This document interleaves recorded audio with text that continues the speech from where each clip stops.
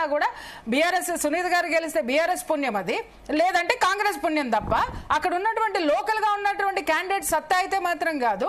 ఇక్కడ ప్లస్ ఏమైంది అని అంటే బీఆర్ఎస్ కి ప్లస్ ఎందుకు అంత నెక్ టు నెక్ మూవ్మెంట్ ఎందుకు వచ్చింది అని అంటే బీజేపీలో అభ్యర్థి అనేటటువంటి అభ్యర్థి అసలు ఏం మాట్లాడుతున్నారు అనేది ఎవరికైనా అర్థమైందా? లోకల్ సమస్యల గురించి మాట్లాడిన వాళ్ళు ఎవరు? ఇందాక మా పిల్లోడు చెప్తున్నాడు నన్ను కార్లో డ్రాప్ చేస్తూ, ఈ టైర్లు 2 సార్లు పగిలిపోయినాయి నాకు, 2 సార్లు ఇది ఏంట్రా ఇది అని అంటే ఈ రోడ్ల వల్ల అని అంటే జూబ్లీ హిల్స్ లోనే ఈ దరిద్రం మనకుందంటే, జూబ్లీ హిల్స్ లో మైసూర్ బోండాలో మైసూర్ లేనట్టు జూబ్లీ హిల్స్ లో జూబ్లీ హిల్స్ లేదు. చాలా మంది తెలుసు, కరెక్టే, చూడడానికి పేరు గొప్ప ఊరు దిబ్బ అన్నట్టుగా.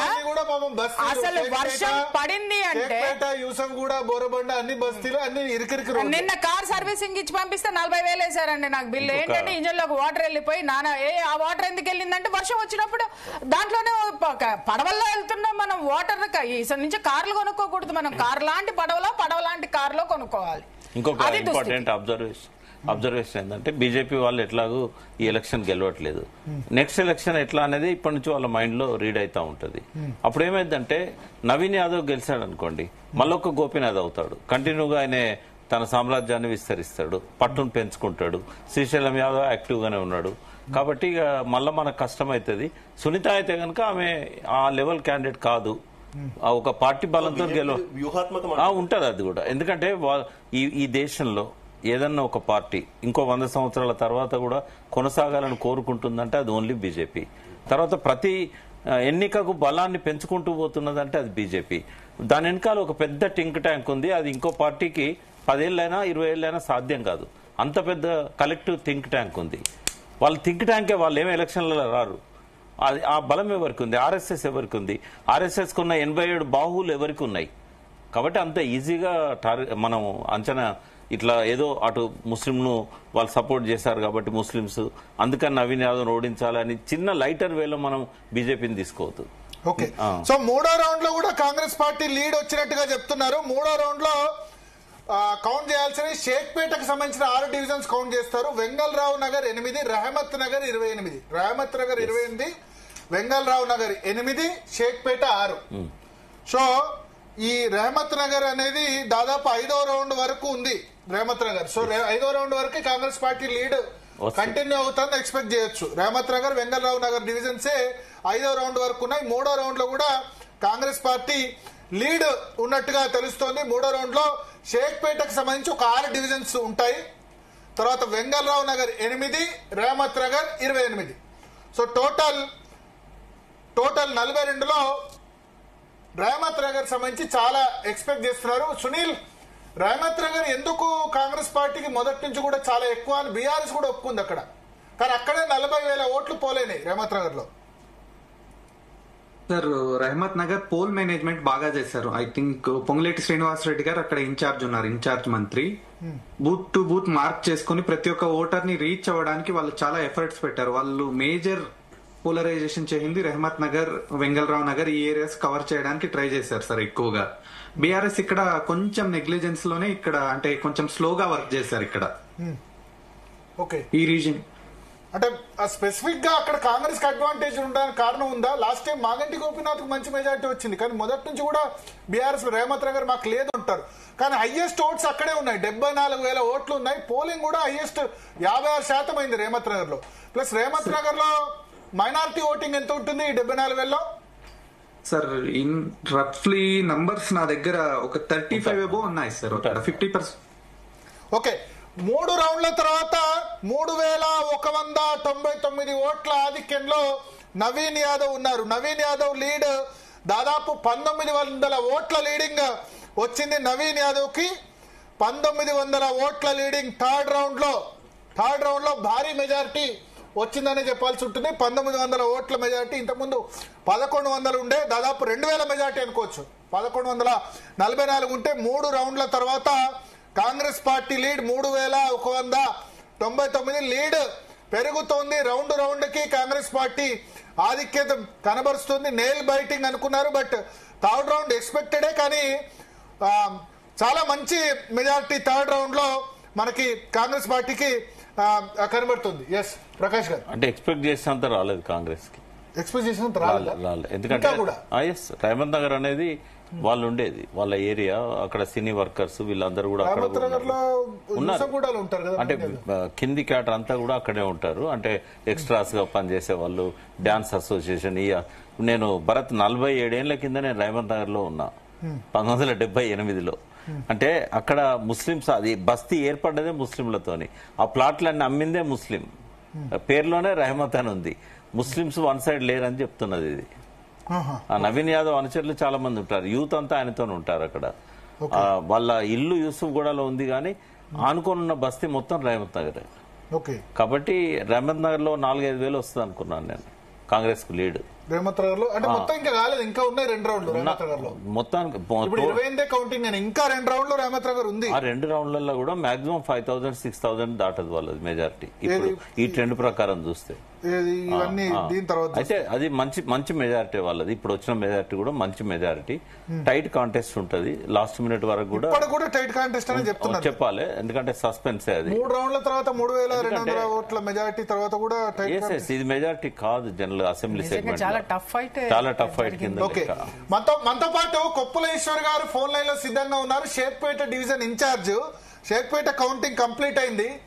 ఈశ్వర్ గారు నమస్తే అండి. నమస్తే. 3 రౌండ్ల తర్వాత కాంగ్రెస్ పార్టీ 3,400 లీడు. మీ షేక్పేట డివిజన్ మీరు ప్రాతినిధ్యం వహించిన దానిలో 2 రౌండ్ల తర్వాత దాదాపు 1,100 లీడ్ ఆ షేక్పేటలో వచ్చింది కాంగ్రెస్ పార్టీకి. సో ఏం మీరు ఎక్స్పెక్ట్ చేశారా ఏంటి? అంటే షేక్పేట్ డివిజన్ అంతా కూడా మొదటి నుంచి అక్కడ ఎంఐఎం కు సంబంధించినటువంటి బలంగా ఉన్నటువంటి ప్రాతినిధ్యం ఉన్నటువంటి ప్రాంతం అది. వాస్తవంగా మొదటి నుంచి కూడా మాకు అక్కడ లీడర్షిప్ లేదు, ముస్లిం ఏరియా ఎక్కువ ఉంది. వాళ్ళు అక్కడ రిగ్గింగ్ చేస్తారనేటువంటిది కూడా ప్లానింగ్ అంతా ముందు నుంచే ఉంది. మేము అదే విధంగా చెప్పినాము. అక్కడ ఎన్నికల నిబంధనలన్నీ పక్కకు పెట్టేసి బూతులను ఆక్యుపై చేసుకొని రిగ్గింగ్ చేయడానికి మాక్సిమం ప్రయత్నం చేసారు. మేము కూడా మాక్సిమం ఆపడానికి ప్రయత్నం చేసినాము. అయినప్పటికీ వాళ్ళకి చాలా చాలా సంవత్సరాల నుంచి వస్తున్నటువంటి ఆ సిస్టమ్ ఉంది కదా, ఆ దాని ప్రకారం వాళ్ళు చేయగలిగినంత చేసిండ్రు. అందుకోసమే అక్కడ మెజారిటీ వచ్చింది. వాస్తవంగా చెప్పాలంటే ప్రజాభిప్రాయం 100% ప్రభుత్వానికి వ్యతిరేకంగా ఉంది. గతంలో ఉన్నటువంటి ప్రభుత్వం చాలా బాగా చేసింది కేసీఆర్ గారి నాయకత్వంలో అనేది ప్రతి ఒక్కరి నోటి నుంచి మేము విన్నాం. అది యువకులు కావచ్చు, తర్వాత మహిళలు కావచ్చు, ముస్లిం మైనారిటీస్ కావచ్చు, అందరూ కూడా అదే విధంగా మాట్లాడింది. కానీ దాన్ని నిరోధించగలిగినారు అంటే ఖచ్చితంగా వీళ్ళు నిబంధనలకు విరుద్ధంగా అక్కడ ఉన్నటువంటి బలాన్ని ఉపయోగించుకొని, కాంగ్రెస్ పార్టీ అధికారాన్ని ఉపయోగించుకొని, అందరి సహకారంతో పోలీసులు కూడా చేతులెత్తేయడం వల్ల ఖచ్చితంగా వేయడం ద్వారానే అక్కడ మెజారిటీ వచ్చిందని ఖచ్చితంగా చెప్పగలుగుతుంది. Okay okay. ఇప్పుడు లాస్ట్ టైం మీకు షేక్పేటకు వచ్చేసరికి 2,500 లీడా, మాగంటి గోపీనాథ్ కంటే అజారుద్దీన్ లీడ్ వచ్చింది అక్కడ. అవునండి. ఎన్ని ఓట్ల లీడ్ ఉండే? మొత్తానికి అయితే 2,000 పైచిలుకు. 2,000 పైచిలుకు. ఓకే, 2,000 పైచిలుకు. ఈసారి దాదాపు 1,000 పైచిలుకు లీడ్ కాంగ్రెస్ పార్టీకి మనకు షేక్పేటలో వచ్చినట్టు కనబడుతుంది. తగ్గినట్టే కదా వాళ్ళ మెజారిటీ తగ్గించినట్టే. Okay okay. సో ఓవరాల్ గా ఎట్లా ఉంటుందని ఎక్స్పెక్ట్ చేస్తున్నారు కొప్పులేశ్వర్ గారు రిజల్ట్? అదే అంటున్నా, ఖచ్చితంగా హోప్ ఉంది మాకు. ప్రజల అభిప్రాయం అయితే ప్రభుత్వానికి వ్యతిరేకంగా ఉంది, మాకు అనుకూలంగా ఉంది. గత ప్రభుత్వం చాలా బాగా చేసింది, అన్ని వర్గాల ఆవేదనతో ఉన్నారు.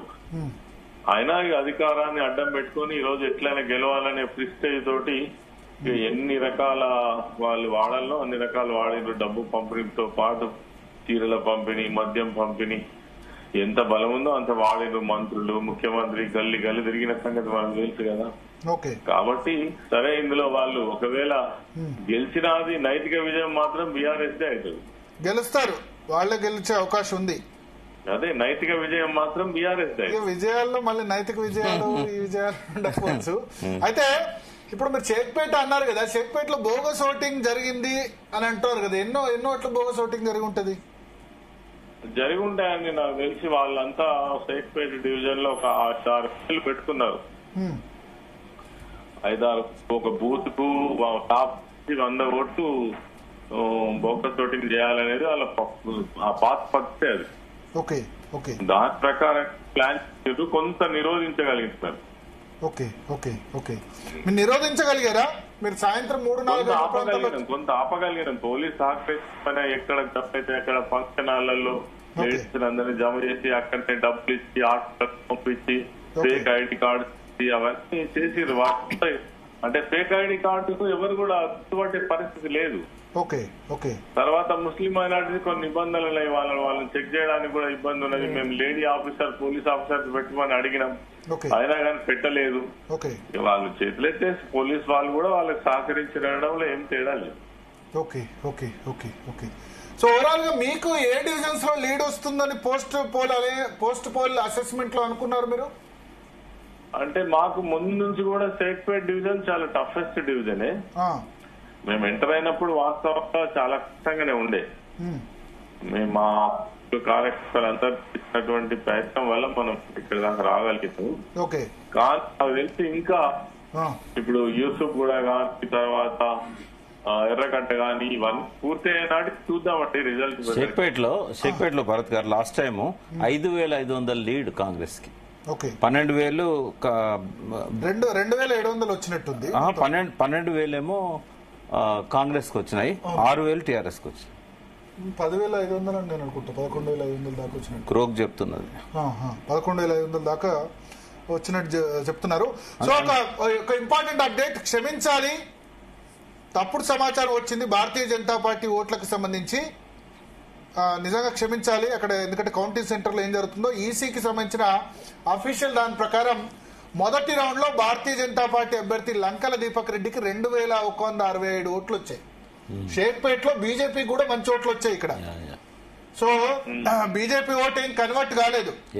ఫస్ట్ రౌండ్ లో 2,167 ఓట్లు. సో బండి సంజయ్ అక్కడ షేక్పేట్ లో చేసిన ప్రచారం బీజేపీ తన ఓటు బ్యాంక్ నిలబెట్టుకుంది. దీపక్ రెడ్డికి రాలేవి, ఈయనకు వచ్చాయి, బండి సంజయ్కి వచ్చినాయి. 2,167 ఓట్లు దీపక్ రెడ్డికి పోలయ్యాయి. క్షమించాలి, మరొకసారి క్షమించాలి, తప్పుడు సమాచారం మాకు వచ్చింది 306 అని చెప్పారు. మొదటి రౌండ్ లోనే 2,167, 306 అని కొద్దిమంది తప్పుడు సర్క్యులేట్ చేస్తున్నారు. అయితే మొదటి రౌండ్ లీడ్ 62 కాదు, మొదటి రౌండ్ లీడ్ 47. ఈసీకి సంబంధించిన అఫీషియల్ ప్రకారం నవీన్ యాదవ్ కు మొదటి రౌండ్ లో 8,911, Maganti సునీతకు 8,864, Deepak Reddy లంకలకి 2,167.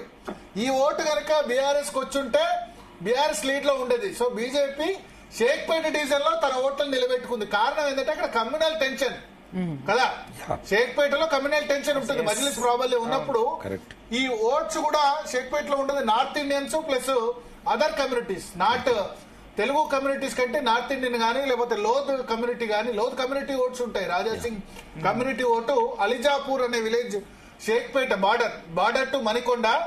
So they are కట్టర్ హిందూ. అక్కడ కమ్యూనల్ గా వాళ్ళు ఎప్పుడు కూడా అక్కడ ముస్లింస్ తో ఫైట్ చేస్తూ ఉంటారు. సో కట్టర్ హిందూ ఓటు బీజేపీకి వచ్చింది. 2,167 ఓట్లు తొలి రౌండ్ లో లంకల దీపక్ రెడ్డికి పోలయ్యాయి. చాలా మంచి ఓట్లే. ఒక విధంగా నాకు చెప్పాలంటే 20,000లో 10% ఓట్స్ అంటే ఎక్స్పెక్టెడ్ కంటే ఎక్కువ. డిపాజిట్ రాదు అనుకున్నారు, బట్ ఎక్స్పెక్టెడ్ కంటే ఎక్కువనే షేక్పేట డివిజన్ లో వచ్చాయి. 2,167 ఓట్స్. సో బీజేపీ తన ఓటుని కొంతమేరకు నిలబెట్టుకుందనే చెప్పొచ్చు. ఇంకా ఎక్కువ రావాలి. 10% అంటే లాస్ట్ టైం 12-13% ఓవరాల్ గా వచ్చింది. షేక్పేట్ లోనే వాళ్ళకి ఎక్కువ రావడానికి అవకాశం ఉంది, మిగతా చోట్ల ఎందుకంటే కమ్యూనల్ టెన్షన్ ఉన్న చోట భారతీయ జనతా పార్టీకి ఎక్కువ వచ్చే అవకాశం ఉంటుంది అక్కడ. సో భారతీయ జనతా పార్టీకి 2,167 ఓట్లు. మిగతా అందరికి కూడా నేను చెప్తాను 34, 25, 21, 19 ఇట్లా ఓట్లు పడ్డాయి. నోటాకి 99 ఓట్లు పడ్డాయి. 99 ఓట్స్ నోటాకి పడ్డాయి. సో ఓవరాల్ గా ఫస్ట్ రౌండ్ కు సంబంధించిన అఫీషియల్ నేను ఒకసారి చదివి వినిపిస్తాను. Official the 8,911 Naveen Yadav, Maganti Sunitha Gopinath 8,864, Lankala Deepak Reddy 2,167. First round సంబంధించి 47 ఓట్ల ఆధిక్యంలో నవీన్ యాదవ్ ఉన్నట్టు అఫీషియల్ గా ఈసీ స్టాటిస్టిక్స్ చెబుతున్నాయి. సో దాన్ని బట్టి మనం అసెస్మెంట్ చేసుకోవాలి.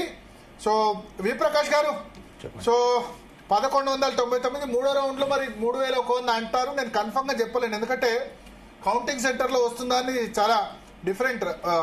కొంత కౌంటింగ్ సెంటర్ నుంచి బయటకు వచ్చేసరికి వేరే విధంగా అవుతుంది. బట్ 2 రౌండ్ లో 1100 ఓట్ల ఆధిక్యం మాత్రం కరెక్టే అన్నట్టు కనిపిస్తుంది. అదే ఇప్పుడు ఈ ట్రెండ్ చూస్తే ఏంటంటే భారీ మెజార్టీ అయితే రాదు. ఎవరు గెలిచినా కూడా 2000 నుంచి 3000 మాక్సిమం.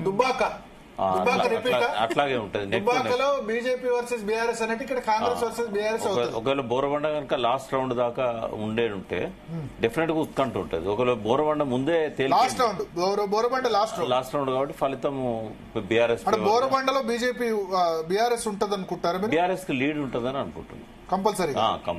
కానీ బోరబండలో మొత్తం పోలైన 29,000 చాలు కదా. అంటే 3-4 వేల 5-6 వేల లీడ్ కొట్టడానికి 29,000 చాలా ఎక్కువ.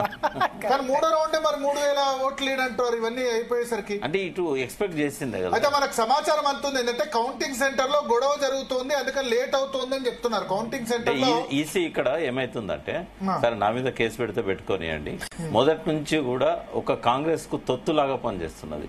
మీకు ఒక విషయం చెప్తా, నేను డ్రోన్ సర్వే చేశారు కదా, దాని ఫలితాలు ఎందుకు బయట పెట్టలేదు? ఆ రోజు డ్రోన్ లో పోలింగ్ రోజు మొత్తం తీసుకొచ్చి దగ్గర పెట్టుకున్నది ఈసీ. వాళ్ళ దగ్గర కూడా ఉంచకుండా, ఎవరైతే డ్రోన్ కంపెనీ పెట్టుకున్నదో వాళ్ళ దగ్గర కూడా ఉంచకుండా మొత్తం తీసేసుకున్నది. ఇప్పుడు ఈ మ్యానిపులేషన్ కాంగ్రెస్ కోసం ఎందుకు చేయాలి ఈసీ? మీకు కేటీఆర్ గారు నెల రోజుల కింద చెప్పాడు 24,000 దొంగ ఓట్లను నమోదు చేశారు. ఒక ఇంట్లో ఆయనే 150 ఓట్లను నమోదు చేసిన ఇంటి నంబర్ ఇచ్చాడు. వాళ్ళతో మీరు మీడియా వాళ్ళు మాట్లాడిచ్చారు. ఈ ఓటర్స్ ఎవరు కూడా ఈ ఇల్లు కట్టంపంచి బిల్డింగ్ లో లేరు అని. ఎలక్షన్ నోటిఫికేషన్ వచ్చిన తర్వాత ఐడెంటిఫై చేస్తే ముందే ఏం చేశారు? తర్వాత చేయరాదా? EC correct చేసుకోరాదా? అప్పుడప్పుడు ఇట్లా నోటిఫికేషన్ వచ్చిన తర్వాత చేంజ్ చేయరాదు, ఓటర్ లిస్ట్ డిలీట్ డ్రాఫ్ట్ చేయరాదు. అట్లాంటిది ఏం లేదు. నేనేమంటున్నా, ఆ పర్టికులర్ ఓట్స్ ను వాళ్ళు బ్లాక్ చేయొచ్చు. అక్కడ ఎవరు లేనప్పుడు. కాంగ్రెస్ నుంచి రవళి గారు ఉన్నారు.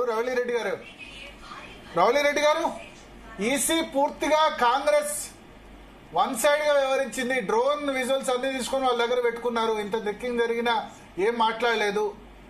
మొత్తం ఫేక్ ఓటర్ లిస్ట్ అంటున్నారు వి ప్రకాష్ గారు. నమస్తే అండి. మీకు ప్యానెల్లో ఉన్న వాళ్ళందరికీ, జీటీవీ వీక్షిస్తున్న ప్రేక్షకులందరికీ నమస్తే.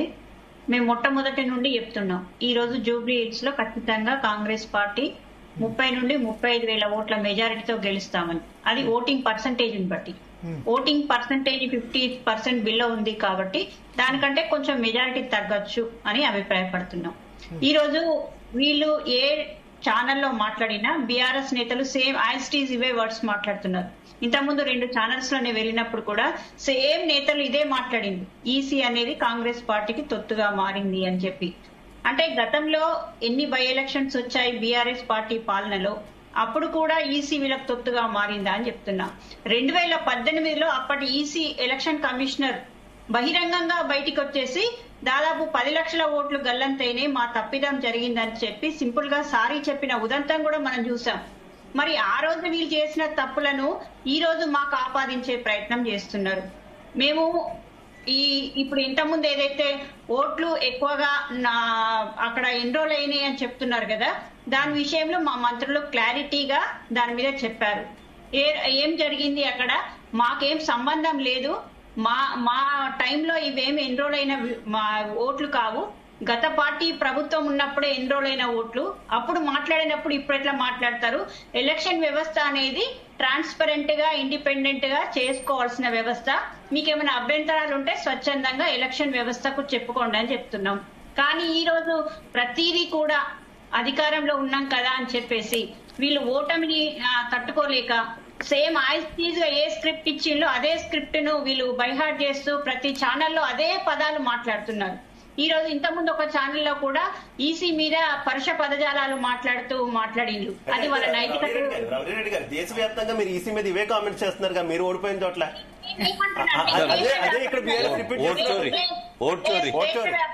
దేశవ్యాప్తంగా మేమేమంటున్నామంటే, దేశవ్యాప్తంగా ఎలక్షన్ వ్యవస్థ అనేది ట్రాన్స్పరెంట్ గా పనిచేయట్లేదు.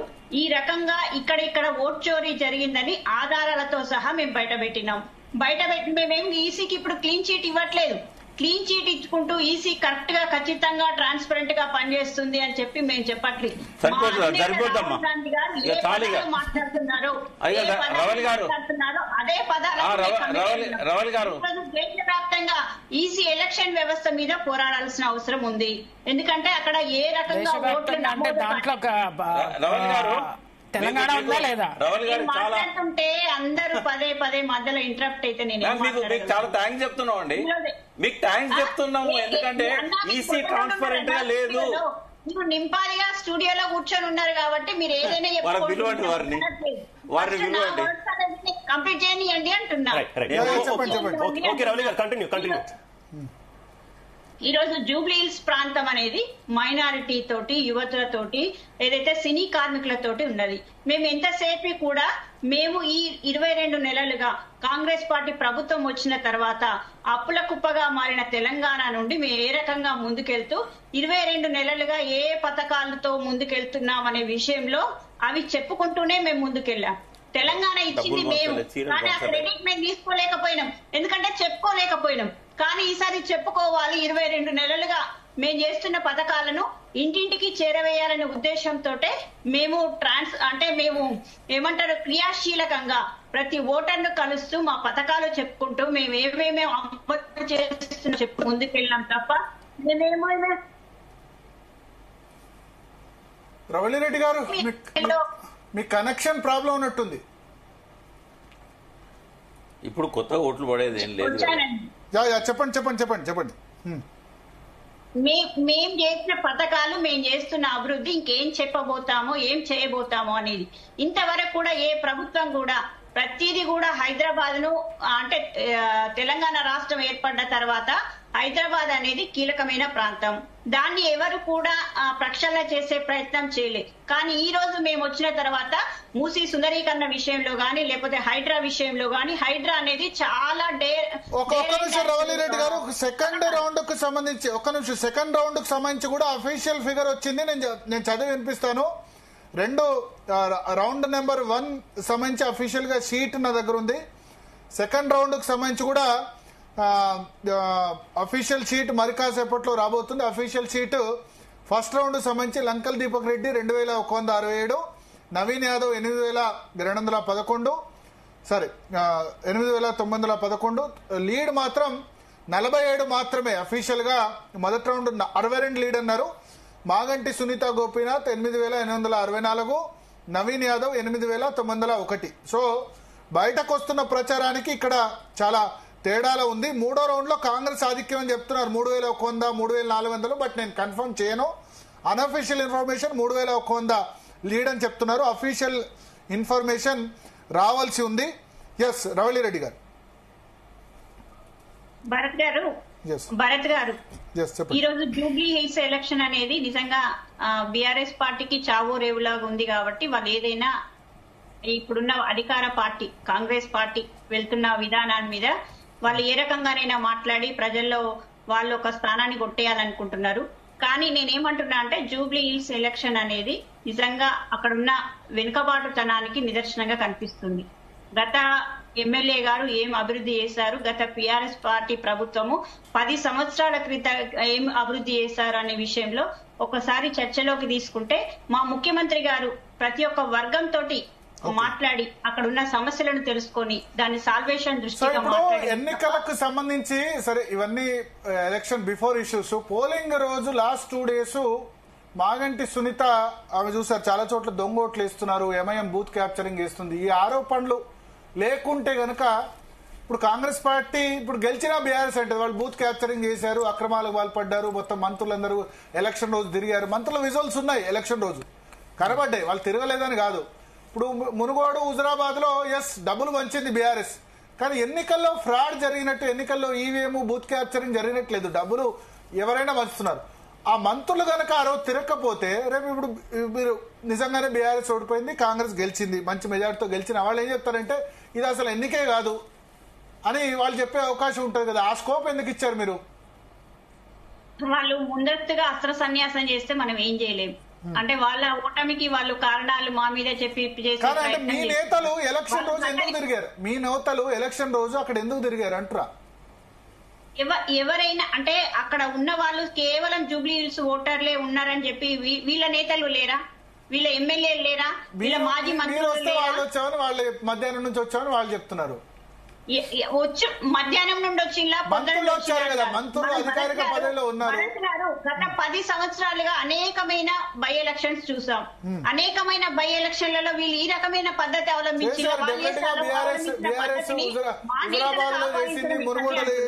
ఇప్పుడు మా ఉత్తమ్ కుమార్ రెడ్డి గారు జూబ్లీ హిల్స్ లోనే ఉంటారు. ప్రతి ఒక్క మా మంత్రులు కూడా జూబ్లీ హిల్స్ పరిధిలోనే ఉండేవాళ్ళు. ఏమైనా భయపెట్టారా, భయభ్రాంతులకు గురి చేసిందా, లేకపోతే ఏమన్నా ప్రలోభాలకు లోన్ చేసిందా? ఇవేమీ మాట్లాడకుండా ఆధారాలు లేకుండా కేవలం మంత్రులు ఉన్నారు కాబట్టి మేము ఓటమి పాలవుతున్నాం అని చెప్పడం అంటే వాళ్ళ వీక్నెస్ ను వాళ్ళ తక్కువతనాన్ని వాళ్ళు చూపించుకున్నట్టు అవుతుంది. ఈ రోజు 10 సంవత్సరాలుగా ప్రభుత్వం అధికారంలో ఉన్న నేతలు వాళ్ళ నేత కనీసం జూబ్లీ హిల్స్ ఎలక్షన్ ప్రచారానికి కూడా వాళ్ళ అగ్రనేత రాకపోవడం అనేది వాళ్ళ ఓటమిని వాళ్ళు ఒప్పుకున్నారు. వాళ్ళ ఓటమిని వాళ్ళు ఒప్పుకొని ఈ రకంగా కాంగ్రెస్ పార్టీ మీద ఏదైతే విష ప్రచారాలు చేసుకుంటూ మేమేదో లబ్ధి పొందాలని చూస్తే వాళ్ళకే మైనస్ అవుతుంది అనే విషయాన్ని ప్రజలు గమనిస్తున్నారు. ప్రజలు చాలా విఘ్నులు. ఈ మంత్రులు తిరిగినా, ముఖ్యమంత్రులు తిరిగినా, ఎవరు తిరిగినా కానీ వాళ్ళు ఎవరికి ఓటేయాలో వాళ్ళకే ఓటేసుకుంటారు. అంతే తప్ప ఈ డబ్బులు పంచిన్లు, చీరలు వంచిన్లు, ఇవి వేసిండ్లు అని చెప్పి వీళ్ళు ఏమైనా ప్రచారాలు చేస్తే మాత్రం ప్రజలు నమ్మే పరిస్థితిలో ఉండరు. 100% జూబ్లీ హిల్స్ ఎలక్షన్ అనేది ఏ రకంగా జరిగిందో అనేది ప్రజలందరూ గమనించిన ఎలక్షన్ కాబట్టి వీళ్ళే రకరకాల అభాండాలు వేస్తారు. వీళ్ళ చుట్టుపక్కలే రౌడీలను, గూండాలను వీళ్ళే తిప్పుకుంటారు. వీళ్ళే పార్టీలో జాయిన్ చేసుకుంటారు. మా నేత మీద మాత్రం, మా అభ్యర్థి మీద మాత్రం రౌడీ షీటర్ అనే ముద్ర ఇస్తారు. ఈ రకంగా దిగజారుడు మాటలు మాట్లాడుకుంటూ దిగజారే రకంగా ప్రచారాలు చేసుకుంటూ వాళ్ళు ముందుకెళ్ళలేదు తప్ప మేము ఎక్కడా కూడా ముందుకెళ్ళలేదు.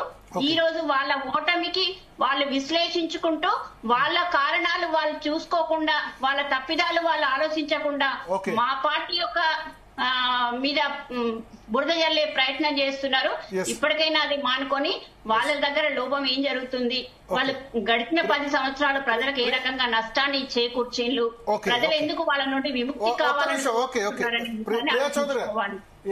లోకల్ గా మీరు చెప్పండి ఎట్లా జరిగింది ఓటింగ్? ఇప్పుడు మేడం ఒక మాట అన్నారు, మినిస్టర్లు వచ్చినంత మాత్రాన అని.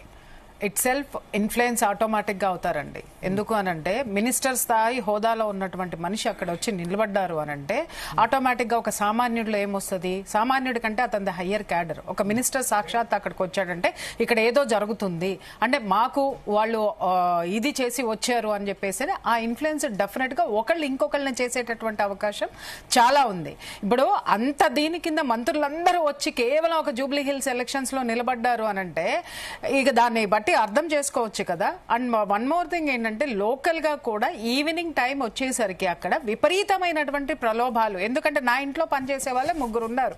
వాళ్ళు చెప్పారు ఏంటంటే ఒకసారి డబ్బులు ఇచ్చిన తర్వాత మళ్ళీ ఈవినింగ్ ఎలక్షన్స్ ఓట్లు అయినటువంటి వాళ్ళకి మళ్ళీ ఇచ్చారండి, మళ్ళీ డబ్బులు ఇచ్చారు, మళ్ళీ పట్టు చీరలు ఇచ్చారు, మళ్ళీ ఇంకా ఒక ఇళ్లలో ఏం కావాలో ఆ వస్తువులు ఏం కావాలో అది ఆశ చూపించారు. ఇవన్నీ జరిగినటువంటి లోకల్ గా జరిగినటువంటి సాక్ష్యాలు చాలా ఉన్నాయి. ఇక్కడ ఇన్ఫ్లుయెన్స్ ఎందుకు చేశారు అనంటే ఒక మినిస్టర్ వచ్చి నిలబడ్డాడు అనంటే ఇంకొకటి మాట్లాడడానికి, ఎందుకంటే అధికార యంత్రాంగం మొత్తం అక్కడ ఉంటది. ఆ అధికార యంత్రాంగం చూసి ఎవరో మాట్లాడడానికి అవకాశం ఉండదు. ఖచ్చితంగా ఇన్ఫ్లుయెన్స్ ఎందుకు ఉండదు? డెఫినెట్ గా ఉంటుంది. లాస్ట్ మూమెంట్ లో జరిగినంత ఒక సర్ప్రైజింగ్ న్యూస్ వస్తుంది, నిజమో కాదని నేను వెరిఫై చేయలేను. 3వ రౌండ్ లో బీఆర్ఎస్ కు స్వల్ప ఆధిక్యం అని చెప్తున్నారు. 3వ రౌండ్ లో, ఇంతకుముందు 3వ రౌండ్ లో నవీన్ యాదవ్ కు 2000 ఓట్లు లీడ్ అన్నారు. అదంతా అన్అఫీషియల్ ఇన్ఫర్మేషన్ కాబట్టి కౌంటింగ్ సెంటర్ లోపల ఏం జరుగుతుందో మనకు తెలీదు. స్వల్ప ఆధిక్యం అని చెప్తున్నారు 3rd రౌండ్ లో బీఆర్ఎస్ కి అని చెప్తున్నారు. చూడాలి 3వ రౌండ్ లో స్వల్ప ఆధిక్యం బీఆర్ఎస్ కి అని చెప్పి చెప్తున్నారు. వెరిఫై చేయాల్సి ఉంది, నేను వెరిఫై చేయట్లేదు ఎందుకంటే నాకు లోపల నుంచి వస్తున్న సమాచారానికి మ్యాచ్ కావట్లేదు. 201 ఓట్ల ఆధిక్యం 3వ రౌండ్ లో బీఆర్ఎస్ కు వస్తున్నట్టుగా చెప్తున్నారు. Surprising element, 200 votes lead to BRS. 201 ఓట్ల ఆధిక్యం 3వ రౌండ్ లో. 3వ రౌండ్ షేక్పేట 6 డివిజన్స్ ఉన్నాయి. రేహమత్ నగర్ 28, వెంగళరావు నగర్ 8, షేక్పేట 6. సో రేహమత్ నగర్ 28 ఉన్న చోట బీఆర్ఎస్ 201 స్వల్పాధిక్యం అంటే ఇది ఖచ్చితంగా ఈ బాల్ కిరణ్ కుమార్ రెడ్డి అంటారు, చివరి బంతి పడేంత వరకు గేమ్ గతం కాదు అని కిరణ్ కుమార్ రెడ్డి అనేవాళ్ళు కదా తెలంగాణ బిల్లు సందర్భంగా. అట్లే చెప్పి ఆయన అయిపోయింది, డివిజన్ అయితే అయిపోయింది. బట్ చివరి బంతి అయ్యేంత వరకు ఇది కనిపిస్తోంది. సర్ప్రైజింగ్ అంటే నిజంగా థర్డ్ రౌండ్ లో 201 ఓట్ల ఆధిక్యం గనక కనబడితే గనక బీఆర్ఎస్ కి 201 ఓట్ల ఆధిక్యం వస్తే గనక, అది కూడా రేవంత్ నగర్ డివిజన్ లో వస్తే గనక వెరీ వెరీ సర్ప్రైజింగ్ ఫ్యాక్టర్. ఎందుకంటే ఈ 42 థర్డ్ రౌండ్ లో మెజారిటీ ఈవీఎంస్ రేవంత్ నగర్ లో కౌంట్ చేస్తున్నారు. ఎస్ శివప్రకాష్ గారు, అంటే ట్రెండ్ అనేది బాగా నెక్ టు నెక్ పోతుంది. డీటెయిల్స్ వచ్చాయి. Third round BRS lead 201. నేను వివరాలు చెప్తాను. బీఆర్ఎస్ కు 12,503 ఓట్లు థర్డ్ రౌండ్ లో, కాంగ్రెస్ పార్టీకి 12,292, బీజేపీకి 401 ఓటు. అనుకున్నట్టుగానే బీజేపీ 2000 ఓట్స్ నుంచి 400 పడిపోయింది. సో ఇక మిగతా, ఎందుకంటే షేక్పేట డివిజన్ కమ్యూనల్ గా టెన్షన్ ఉండే division, Hindu Muslim population, north Indian votes, Lodh community votes షేక్పేటలో ఉంటాయి. ఆ ఓట్స్ లేదు community cutter Hindu vote.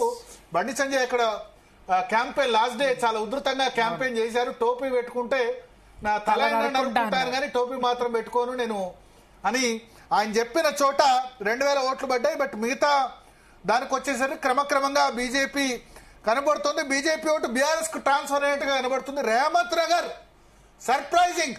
Revanth Nagar లో కాంగ్రెస్ కు కంఫర్టబుల్ లీడ్ అనుకుంటున్నారు. బట్ అక్కడ థర్డ్ రౌండ్ లో మనకు ఫిగర్స్ తో వచ్చాయి కాబట్టి నేను కన్ఫర్మ్ చేస్తున్నాను, థర్డ్ రౌండ్ లో బీఆర్ఎస్ లీడ్. అయితే ఓవరాల్ లీడ్ లో కాంగ్రెస్ పార్టీ ఉంది, ఎందుకంటే 2 రౌండ్ లో వాళ్ళకి 1100 వచ్చింది. థర్డ్ రౌండ్ లో బీఆర్ఎస్ లీడ్ 201 కాబట్టి 900 ఓట్ల ఆధిక్యంలో కాంగ్రెస్ పార్టీ ఉన్నట్టు ఓవరాల్ గా. Third round voting wise figures వచ్చాయి. బీఆర్ఎస్ 12,503, కాంగ్రెస్ పార్టీకి 12,292, బీజేపీ 401. సో విప్రకాష్ గారు, సర్ప్రైజ్ ఎలిమెంట్. మీకు సర్ప్రైజ్ సార్, అది నాకేం కాదు, ఎందుకంటే నేను అప్పటి నుంచి చెప్తూనే ఉన్నాను.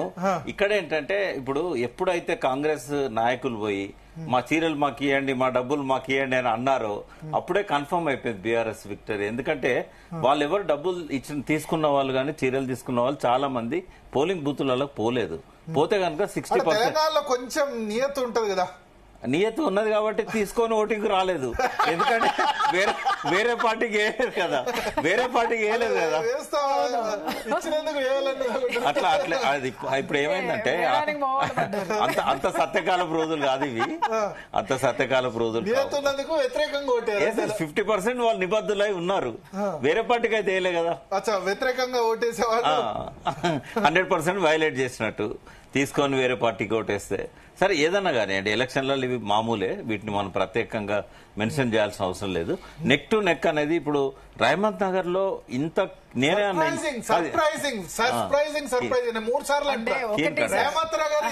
రేవంత్ నగర్ లో మాగంటి గోపీనాథ్ గారికి పట్టు ఉంది, ఫాలోయింగ్ చాలా ఫాలోయింగ్ వాళ్ళు చెప్పారు. వాళ్ళు చెప్పిన చోట లేదండి, అక్కడ యూత్ ఎప్పుడు కూడా చాలా బాగా వర్క్. రేవంత్ నగర్ లో ఎంఐఎం పాకెట్స్ ఉన్నాయా? ఉంటారు. ఇందాక మీ సునీల్ కూడా అన్నారు కదా 30-35% ముస్లిం. అది నేను చూశాను కదా, 47 ఏళ్లుగా నేను అక్కడ ఉండి తర్వాత కూడా అబ్జర్వ్ చేస్తూ వస్తాను. 47 ఏళ్ల క్రితం ఉన్నాను. బట్ అప్పటికిప్పటికి రెగ్యులర్ టచ్ లో ఉన్నాను నేను. అక్కడ ఉన్న ఫ్రెండ్షిప్ నేను 68 అంటే 21 ఇయర్స్ ఉన్నప్పుడు నేను స్టూడెంట్ అప్పుడు. అప్పుడే బస్తీ పడుతున్నది. శ్రీశైలం యాదవ్ ఇంటి ప్లేస్ కానీ ఇదంతా బట్టి డిజర్ట్ లాగా ఉండేది. ఇప్పుడు మీరు చూడండి, షేక్పేటకు సంబంధించిన కౌంటింగ్ ఆల్మోస్ట్ కంప్లీటెడ్. సో ముస్లిం ఓటు 51-49 దాదాపు సమానం వచ్చింది. థర్డ్ రౌండ్ లో కూడా 6 షేక్పేట కౌంట్ అయినాయి. వెంగళరావు నగర్ 8 కౌంట్ అయినాయి, రేవంత్ నగర్ 28. ఇక 4వ రౌండ్ వెంగళరావు నగర్ ఎక్కువ ఉన్నాయి, 23 బూతులు, రేవంత్ నగర్ 19 బూతులు. ఇక్కడ ఒక అబ్జర్వేషన్ ఏంటంటే లాస్ట్ టైం బీజేపీకి 7,000 వచ్చాయి, ఇప్పుడు 3,000 వచ్చినాయి. లాస్ట్ టైం 22,000 బీఆర్ఎస్ కి వస్తే 14,500 కాంగ్రెస్ కి వచ్చాయి. అంటే ఏంది మీరు మొత్తం అన్ని రౌండ్లు కలిపితే? కాదు, ఒక్క షేక్పేటలోనే ఒక షేక్పేటలో బీజేపీ 2000 వచ్చాయి 2000 వచ్చాయి కదా టోటల్ కలిపితే లాస్ట్ టైం 7000 రెండో రౌండ్ కలిపితే 3000 దాకా వచ్చి లాస్ట్ టైం 7000 వచ్చాయి. ఓకే, అది ఈ 4000 ఓట్లు కన్వర్ట్ అయినాయి. ఓకే, తర్వాత కాంగ్రెస్ 14,500 కన్వర్ట్ అయితే కాంగ్రెస్ కావా చెప్పలేం కావచ్చు, బట్ 22,000 మెజారిటీ బీఆర్ఎస్ కన్వర్ట్ అవుతాయి, నో డౌట్. అంటే గ్యాప్ కూడా అజరుద్దీన్ క్యాండిడేట్ కాంగ్రెస్ కనుక ముస్లిం క్యాంపెయిన్ చేసింది కదా, ముస్లిం అంటే మేము ముస్లిం ఇది అనేసరికి అంటే లాస్ట్ టైం ముస్లిం క్యాండిడేటే ఉన్నాడు కదా. అవును, 14,000 వచ్చాయి వాళ్ళకి, 22,000 బీఆర్ఎస్ కి వచ్చాయి. అంటే దాదాపుగా 7,000 8,000 లీడ్ ఉంది అక్కడ లాస్ట్ టైం కూడా.